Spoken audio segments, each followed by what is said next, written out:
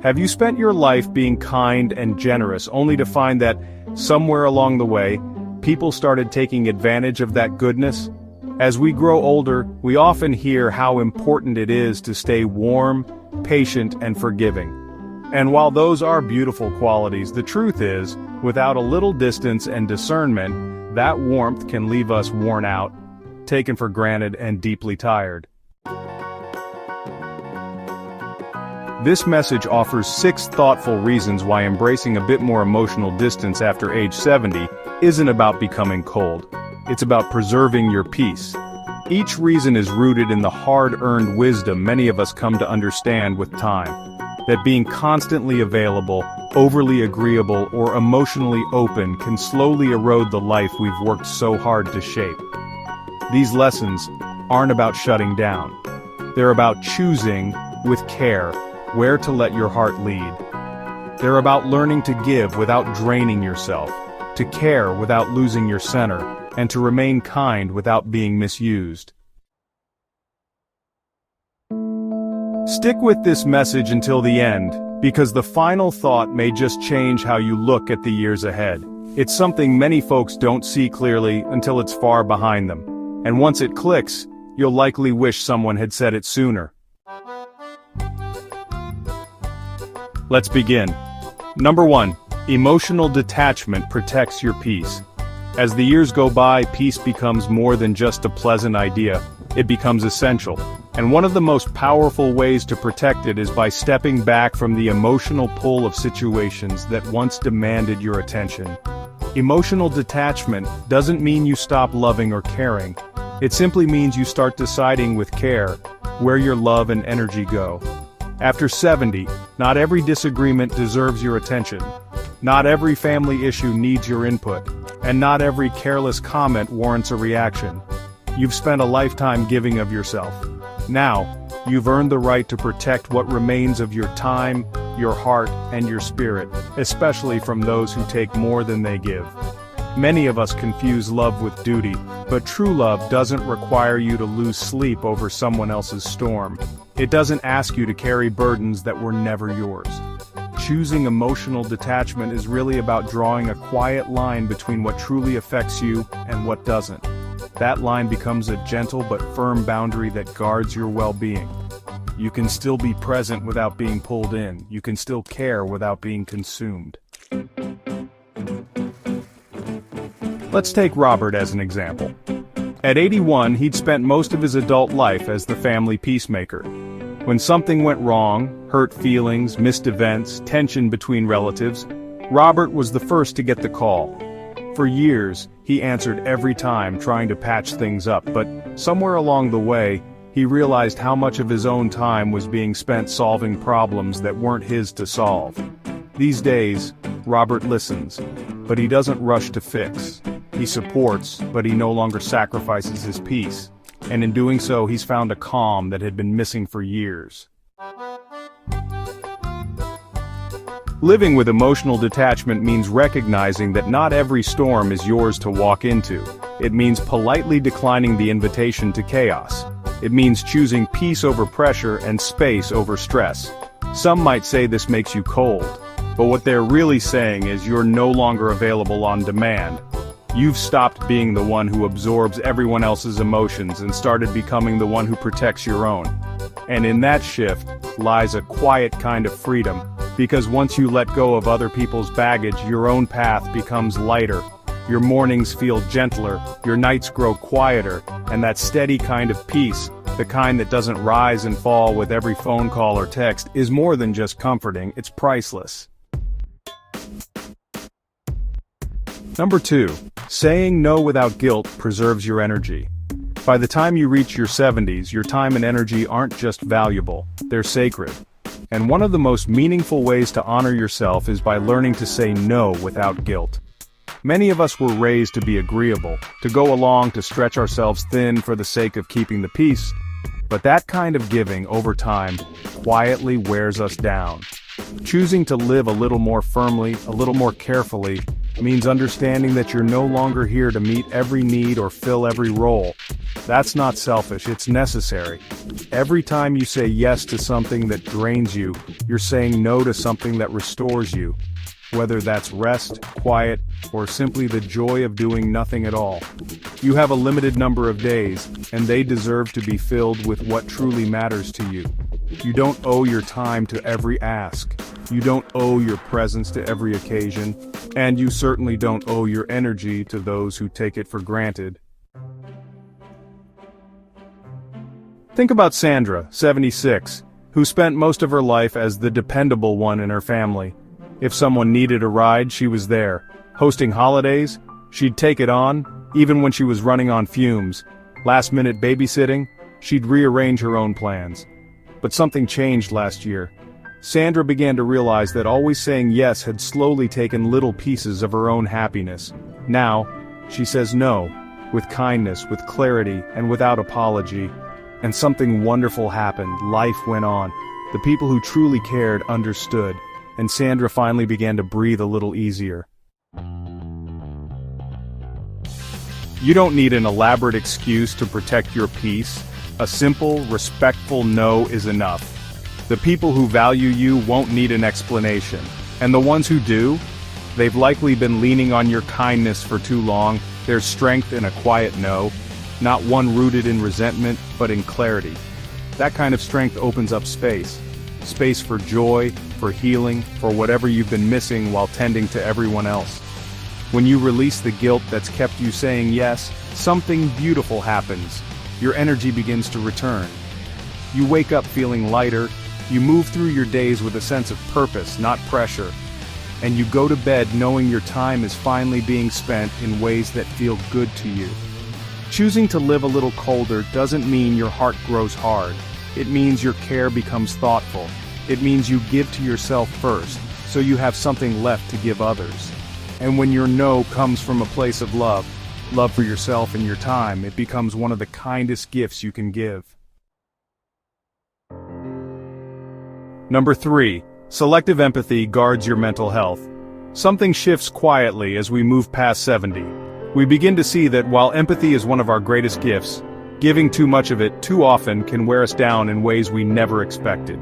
Selective empathy doesn't mean hardening your heart. It means choosing, with intention, where your compassion flows, how deeply, and for how long. Because not every problem is yours to fix. And not every person deserves full access to your emotional energy. When you feel deeply for everyone around you, you end up carrying their burdens as if they were your own. Their worries, their grief, their chaos. It starts to settle into your bones, slowly draining your joy. You might feel tired, anxious, even physically unwell. And most of the time it happens so gradually you don't even see it until the weight feels too heavy to bear. People come to you because they know you care, but sometimes they also come because they know you'll carry more than you should. Living a little colder means honoring the limits of your empathy. Let me share Gerald's story. He's 83 now, and anyone who's met him would tell you he's one of the kindest souls around. For decades, Gerald took everyone's pain to heart. Friends facing financial trouble, neighbors feuding, family members dealing with heartbreak. He thought helping meant taking on their feelings as his own. But over time, his health began to suffer. He couldn't sleep, his blood pressure climbed, and his once bright spirit started to fade. Then one day his doctor said something that stayed with him. "You can care, Gerald, but you don't have to collapse." That moment gave him permission to pull back, not from kindness but from exhaustion. Now he still listens, but he no longer carries. He still cares, but with boundaries. Selective empathy means you can support someone without becoming their emotional sponge. You can be present without being pulled under. And you can still love others without rescuing them from consequences that aren't yours to bear. Some people are always in crisis, always needing, always reaching. But not everyone who asks for your empathy is looking for connection. Some are simply looking for someone to unload on. And at this stage in life, you've earned the right to say no more. Number 4. Guarding your time reinforces self-worth. Time becomes more sacred the older we get. After 70, every hour starts to feel like a treasure, something too precious to waste. Each day becomes an opportunity to fill your life with meaning or let it slip away to things that leave you feeling empty. That's why guarding your time is one of the greatest acts of self-respect you can offer yourself. This isn't about being distant or selfish, it's about understanding how valuable your time truly is. Living with a bit more emotional distance doesn't mean you're turning away from people. It means you're no longer giving your precious hours to anything that doesn't honor you. Think about how many times you've said yes to something you didn't really want to do. Sitting through conversations that drained you, running errands that weren't yours to handle, attending events that left you more tired than fulfilled. We're often taught that being generous with our time is virtuous, but there's real wisdom in being selective. Let me tell you about Helen. She's 78 now, and for most of her life she was always saying yes. Church groups, family dinners, social clubs. Her calendar was always full. But after a while she started noticing something. She didn't feel joy after those long days. She felt worn out. One afternoon, Helen looked over her calendar and asked herself, what on here actually makes me happy? The truth? Very little. So she began clearing it out, gently, kindly, but firmly. Today her days are quieter, but her spirit, it's more alive than it's been in years. Your time should feed your soul, not drain it. It should reflect your values, your needs, and your joy. You don't owe anyone your hours. Not every text needs a reply. Not every favor needs to be done. Not every gathering deserves your presence. Those who love and respect you won't be upset when you choose rest over obligation. They'll understand. As you guard your time, you also begin to see which relationships are one-sided. The people who only reach out when they need something. The ones who never ask how you're doing, but always expect you to listen. Once you see the pattern, you can't unsee it. There's peace in an open morning with nothing planned. There's comfort in knowing you don't have to answer every call or fill every request. And most of all, there's power in realizing that saying I'm not available for that is really saying I know what I'm worth. When you stop giving your time away so freely, your life starts to reflect what truly matters. You wake up feeling rested, you move through your day with intention, and your heart begins to find joy in moments that are yours and yours alone. Number 5. Saying no protects your personal boundaries. There's a certain strength that grows with age, not always in the muscles or joints, but deep in the soul. And perhaps one of the clearest signs of that inner strength is the ability to say no with kindness, confidence, and without guilt. After 70, your personal boundaries become more than just preferences. They become your protection. They're what guard your peace, your dignity, and your freedom to live life on your own terms. Choosing to live a little colder doesn't mean you've become distant. It means you've come to understand that your space, your energy, and your time are sacred. Too often, people mistake kindness for constant availability. And if you've spent most of your life being the dependable one, the helper, the fixer, you may have noticed how your own needs quietly fell to the side. You said yes when your heart whispered no. You helped when your body begged for rest. You tolerated behaviors that crossed your boundaries, all for the sake of keeping the peace. But peace that requires you to shrink, to stay silent, to set yourself aside, that isn't peace. It's quiet surrender. Let me tell you about Louis. He's 81 now. For years, everyone in his family leaned on him. If something needed to be done, Louis did it. If someone needed a favor, Louis was the first to volunteer. But eventually, he began to notice that his kindness wasn't being appreciated, it was being expected. And when he finally started saying no, people didn't thank him for all the years he had shown up. They just acted surprised he wasn't available. So Louis made a change. He stopped picking up calls that only came with a request. He started declining invitations that didn't feel good. And he began saying no, even if it let someone down.